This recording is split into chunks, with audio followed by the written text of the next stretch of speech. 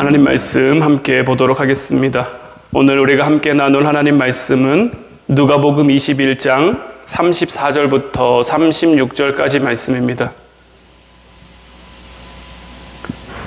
누가복음 21장 34절부터 36절까지 말씀, 제가 여러분들에게 봉독해 드리도록 하겠습니다. 너희는 스스로 조심하라. 그렇지 않으면 방탕함과 술 취함과 생활의 염려로 마음이 둔하여지고 뜻밖의 그날이 덫과 같이 너희에게 임하리라. 이날은 온 지구상에 거하는 모든 사람에게 임하리라. 이러므로 너희는 장차 올 이 모든 일을 능히 피하고 인재 앞에 서도록 항상 기도하며 깨어 있으라 하시니라. 아멘. 오늘 이 시간에는 기도의 생활에 대한 말씀을 여러분들과 함께 나누고자 합니다. 기도는 우리 신앙의 가장 기초적이고 가장 본질적인 활동입니다. 하나님을 믿는 사람은 기도하는 사람이에요. 이 말을 반대로 하면 기도하지 않는 사람은 하나님을 믿는 사람이라고 할 수가 없는 거예요. 하나님은 기도하는 사람들을 사랑하시고 그들의 기도를 들으시고 그 기도에 응답하시고 기도를 통해서 하나님의 일을 우리를 통해 이 땅 가운데 행해 가시기 때문인 거예요. 기도는 우리를 향한 단순한 권유가 아닙니다. 기도하는 게 어떻겠니? 기도하면 어떨까? 기도하는 게 좋지 않을까? 하나님은 우리에게 기도에 대해서 이렇게 말씀하시지 않는다라는 거죠. 기도해야 한다. 기도해야 해. 기도해. 이런 기도는 우리의 삶, 우리의 신앙을 향한 명령이라는 것을 우리가 깨달을 수 있어야 하는 거예요.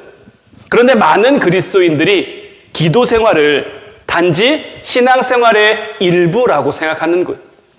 시간이 되면 기도하기도 하고 또 시간이 안 되면 기도 못하기도 하고 상황에 따라서 기도하기도 하고 기도하지 않기도 하고 많은 그리스도인들이 기도 생활을 신앙생활의 일부로 여겨 이렇게 생활하곤 하는데 말씀드린 것처럼 기도는 우리 신앙의 가장 본질적이고 가장 기초적인 활동이 되어야 하는 거예요.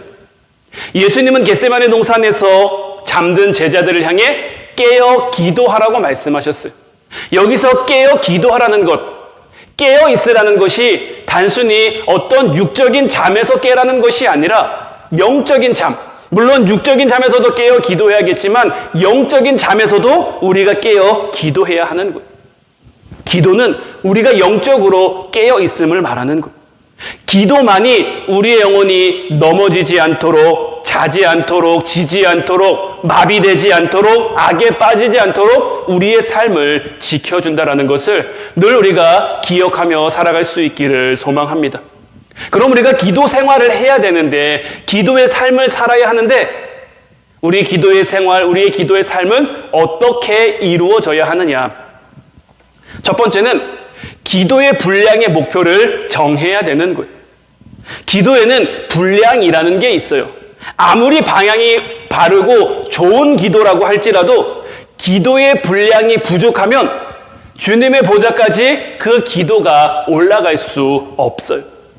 많은 사람이 기도를 쌓지 않고 일관성 없이 때로는 내 기분에 따라 내 감정에 따라 기도하기도 하는 거예요. 그냥 힘든 일이 있을 때 힘든 걸 토로하기도 하고 속상할 때 속상한 걸 토로하기도 하고 물론 이런 것들도 다 우리 기도가 될 수 있습니다. 하나님과 대화하면서 하나님과 소통하면서 지금 우리의 마음이 어떤지 우리의 상황이 어떤지 우리의 상태가 어떤지 하나님께 아뢰면서 하나님의 위로도 하나님의 섭리하심도 하나님의 함께하심도 우리가 느낄 수 있지만 이제 우리의 기도가 좀 더 깊이 있는 기도 하나님의 뜻을 깨달아 아는 이 땅 가운데 정말 힘과 능력을 나타내는 그러한 기도의 생활을, 기도의 삶을 살아가기 위해서는 일관성 있는 꾸준한 기도를 하나님 앞에 올릴 수 있어야 하는 거예요. 그런데 많은 사람들이 기도의 양, 기도의 수준에서 기도의 수준에 초점을 많이 맞춘다라는 거죠. 물론 어떤 의미에서는 기도의 수준이 더 중요한 것이 맞습니다.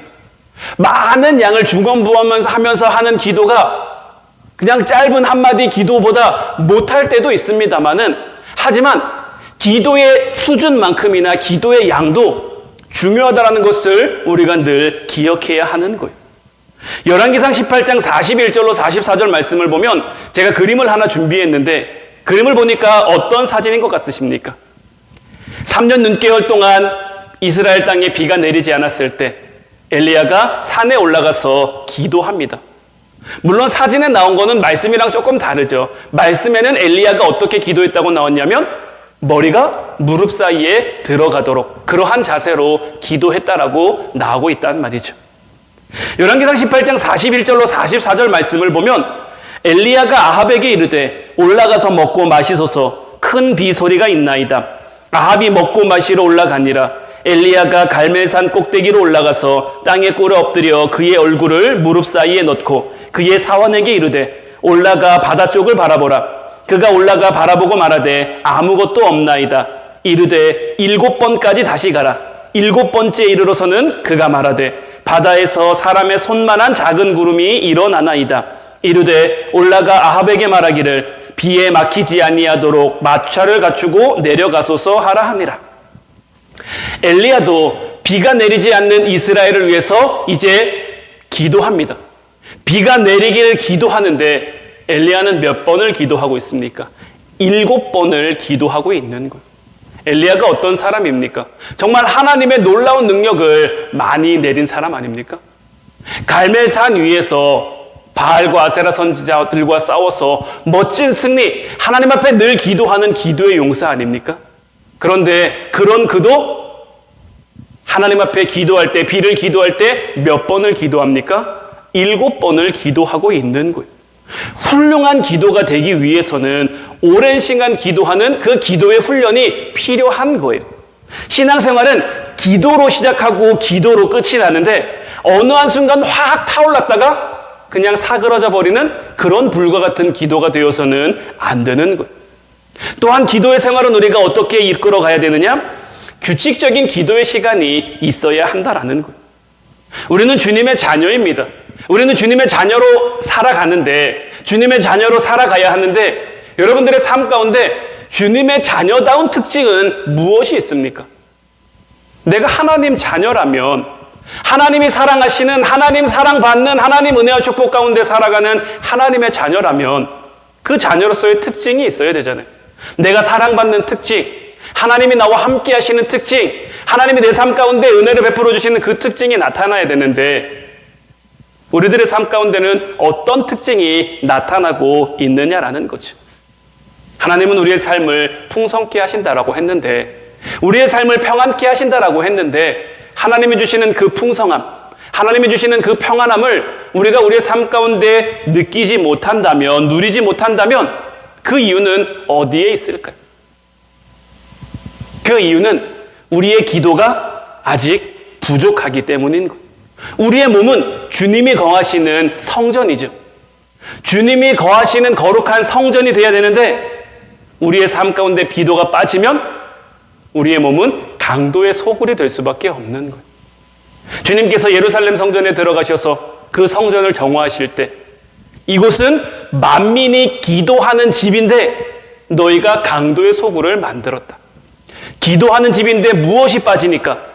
기도하는 집인데 기도가 빠지니까 강도의 소굴이 될 수밖에 없는 거예요. 우리의 몸도 마찬가지, 우리의 가정도 마찬가지고 우리의 교회도 마찬가지입니다. 우리가 거하는 모든 곳은 기도하는 곳이 되어야 하는데 그 가운데 기도가 빠져버리면 우리의 몸도 우리의 가정도 우리의 교회도 강도의 소굴이 될 수밖에 없는 거예요. 기도해야 된다는 건 알아요. 기도해야 하는데 기도해야지 하면서 기도하지 못하고 있다면 보통은 일정한 기도의 시간을 정하지 못했기 때문인 거예요. 앤드류 머레이라는 신학자는 일정한 기도 시간이 없는 사람은 기도하지 않는 사람이다라고 그렇게 말하고 있어요. 무디 목사님이나 조지 뮬러나 존 웨슬리 목사님이나 우리보다 앞서간 믿음의 선조들이, 믿음의 스승들이 우리에게 보여준 그들의 삶은 어떤 삶이었냐? 기도하는 삶이었다라는 거예요. 이들 모두가 엄청난 기도의 용사들이었다라는 거예요.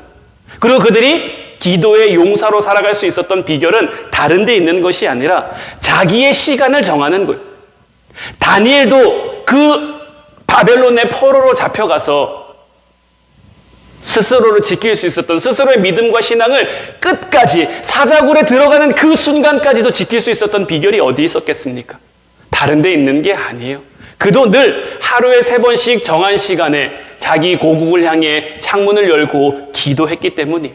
그의 기도가 하나님께 상달되어졌고 그의 기도를 통해 하나님께서 다니엘과 함께 하시며 다니엘에게 역사하셨기 때문에 그곳에서의 삶을 하나님이 형통케 지켜주시고 인도하실 수가 있었던 거죠. 우리의 삶 가운데도 마찬가지인 줄로 믿습니다. 제가 여러분들에게 매주 말씀 묵상하셔야 됩니다. 말씀 붙들고 기도하셔야 됩니다. 시간 정해놓고 하셔야 됩니다. 이렇게 말하는 이유가 어디 있겠습니까? 여러분들이 말씀 묵상해야, 또한 그 말씀 붙들고 기도해야 여러분들의 삶 가운데 여러분들의 삶이 하나님의 전이 될 수 있는 걸, 하나님이 함께 하시는, 하나님이 역사하시는, 하나님이 동행하시는 그러한 거룩한 전이 될 수 있기 때문에 여러분들의 삶을 위해서, 여러분들의 삶의 풍성함과 하나님의 형통케 하심을 위해서라도 우리는 늘 시간을 정해 기도할 수 있어야 하는 거죠. 그런데 기도를 아무 때나 어디서든지 하겠다라는 사람은 어디에서도 아무 때나도 기도하기가 힘들다라는 거죠. 왜냐하면 늘 기도보다 당장 눈앞에 있는 일들이 더 급하기 때문인 거예요. 당장 내 눈앞에 있는 일들을 해결하기 위해 내 시간들을 사용하기 때문에 기도할 수가 없는 거죠. 우리는 식사 시간을 정합니다. 물론 매일 일정한 것은 아닙니다만은 아침이 되면 아침을 먹고 점심을 되면 점심을 먹고 저녁이 되면 저녁을 먹습니다. 또 회사를 다니든 직장을 다니든 출근하는 시간이 있습니다. 그 시간을 정해놓고 그렇게 하듯이 우리의 삶 가운데 기도도 마찬가지가 되어야 되는 거예요. 예수님이 하셨던 것처럼 새벽을 깨워 기도할 수 있으면 그것이 가장 좋겠죠. 하지만 그렇게 하지 못한다면, 그렇게가 안 된다면 그 시간이 아니더라도 다른 시간이더라도 잠을 자기 전이라든지 아니면 일하다가 잠깐 짬을 내서라든지 어떤 시간이든 내가 정해서 이 시간은 내가 하나님 앞에 기도하는 시간입니다. 이 시간은 내가 하나님 앞에 기도하겠습니다. 이렇게 정해놓고 그 시간을 통해 하나님 앞에 늘 꾸준히 기도한다면 내 삶 가운데 역사하시는, 내 삶 가운데 동행하시는 하나님을 느끼고 이제 우리의 삶이 하나님 자녀로서의 풍성함도 나타내고 형통함도 나타내고 그렇게 될 수가 있는 거죠. 시간이 나면 기도하는 것이 아니라 이제 시간을 정해놓고 기도할 수 있는 우리 화운 성도들이 되기를 주님의 이름으로 축원해 드립니다. 마지막 3번째는 우리가 기도하는 삶을 살아가기 위해서는 기도의 습관이 있어야 한다라는 거예요.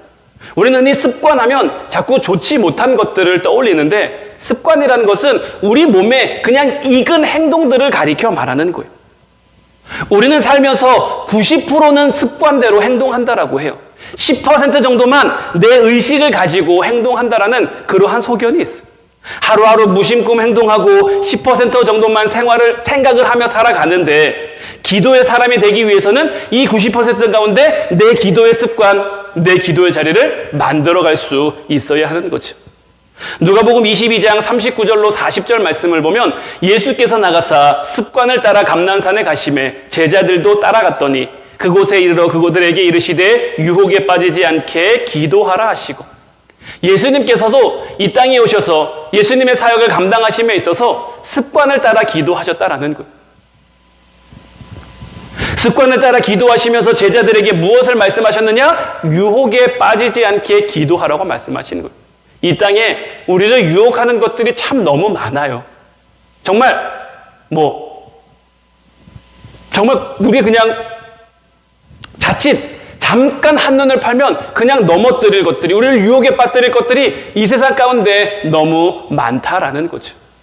그러한 유혹에 빠지지 않기 위해서 주님께서는 우리들에게 분명히 말씀하신 거예요. 유혹에 빠지지 않게 기도하라. 기도해야 되는 거예요. 주님과 직접 대화하고 성령의 인도하심을 받는 삶을 살아가면, 우리가 기도하며 그렇게 살아가면 의심과 흔들림이 우리의 삶 가운데 설 자리가 없어지는 거예요. 지속적이고 깊이 있는 기도의 생활은 우리의 삶 가운데 굉장히 중요한데, 이러한 삶을 살아가기 위해서는 늘 일정한 시간에 기도하는, 그런 기도 시간을 정해놓고 기도하는 기도의 습관이 필요하다라는 거죠. 예수님도 이 땅에 오셔서 기도하며 살아가셨잖아요. 기도하며 사역하시고, 기도하며 활동하시고, 기도하며 귀신을 고치시고, 기도하며 병을 고치시고, 예수님도 기도하셨는데 우리는 어때야겠습니까? 우리는 어떻게 살아야겠습니까? 오늘 본문 34절로 35절 말씀을 보면 너희는 스스로 조심하라. 그렇지 않으면 방탕함과 술취함과 생활의 염려로 마음이 둔하여지고 뜻밖의 그날이 덫과 같이 너희에게 임하리라. 이 날은 온 지구상에 거하는 모든 사람에게 임하리라. 우리는 늘 조심해야 돼요. 주님이 이 땅 가운데 언제 오실지 몰라요. 그날이 덫과 같이 우리에게 임한다라는 거죠. 덫을 동물을 잡을 때 덫을 놓는데 동물들이 다 알아차리게 덫을 놓는 사람이 있을까요?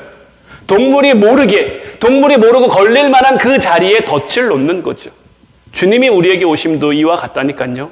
때와 시기는 우리에게 알려진 바가 아니에요. 그날은 오직 하나님만 아시지만 결국 그날은 도적과 같이 우리에게 오게 될 거예요.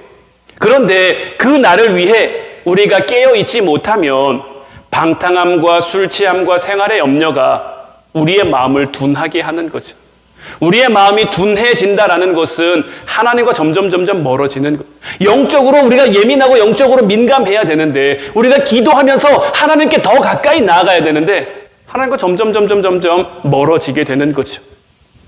우리가 그런 삶을 살아가고 있을 때 주님이 정말 덫과 같이 우리에게 임하면 어떻게 되겠습니까? 이 날은 온 지구상에 거하는 모든 사람에게 임할 거예요. 그 누구도 이 날을 피해 갈 수 없어요. 그날에 아이고 주님 조금만 더 있다 오시면 안 됩니까? 나 아직 준비가 안 됐는데 주님 며칠만 더 아니 몇 시간만 더 우리에게 시간을 주시면 안 됩니까? 이런 말은 아무런 소용이 없는 거예요. 왜 그렇습니까? 주님은 지금 우리에게 충분한 기회를 주고 계신 거예요. 우리가 기도할 수 있는 시간, 우리가 말씀 볼 수 있는 시간, 비록 코로나로 인해서 우리가 함께 하진 못하지만 오늘 이 시간에도 우리가 이렇게 온라인으로밖에 서로 마주하지 못하지만 그럼에도 우리가 각자의 자리를 지켜 하나님 앞에 기도한다면 몸은 떨어져 있어도 마음을 같이 해서 우리가 하나님 앞에 기도한다면 하나님이 우리의 기도를 들으시지 않겠습니까? 이어서 오늘 본문 36절 말씀을 보면 이러므로 너희는 장차 올 이 모든 일을 능히 피하고 인재 앞에 서도록 항상 기도하며 깨어 있으라 하시니라. 이 주님의 말씀이 저와 여러분들의 마음에 정말 깊이 새겨질 수 있기를 주님의 이름으로 축원해 드립니다. 기도는 선택이 아닙니다. 해도 되고 안 해도 되고가 아니라 할 수 있으면 하고 할 수 없으면 안 하고가 아니라 우리의 삶에 그 무엇보다 가장 우선돼야 할 우리의 삶의 필수적인 요소라는 것, 우리의 삶의 가장 근본적이고 가장 기초적인 요소라는 것을 이제 깨닫는 여러분들이 되셔서 늘 기도할 수 있기를 주님의 이름으로 축원해 드립니다. 이제 우리 함께 찬양하고 같이 기도할 텐데 주님, 오늘도 우리의 영을 새롭게 하시는 주님 앞에 우리가 서게 하옵소서. 이 시간 우리가 기도할 때에 우리의 기도가 하나님 나라 믿음의 씨앗들로 심겨지게 하시고 우리에게 기도의 비밀, 기도의 축복, 기도의 능력이 임하게 하옵소서. 우리 안에 짙은 어둠을 진리의 빛으로 밝게 하시어서 우리 기도의 지경이 깊어지게 하시고 높아지게 하시고 넓어지게 하옵소서. 정말 기도의 삶을 살아가는 기도의 용사로 살아가는 우리 화운 성도들이 다 되게 하옵소서. 우리 나의 간절한 함께 찬양하고 기도하도록 하겠습니다.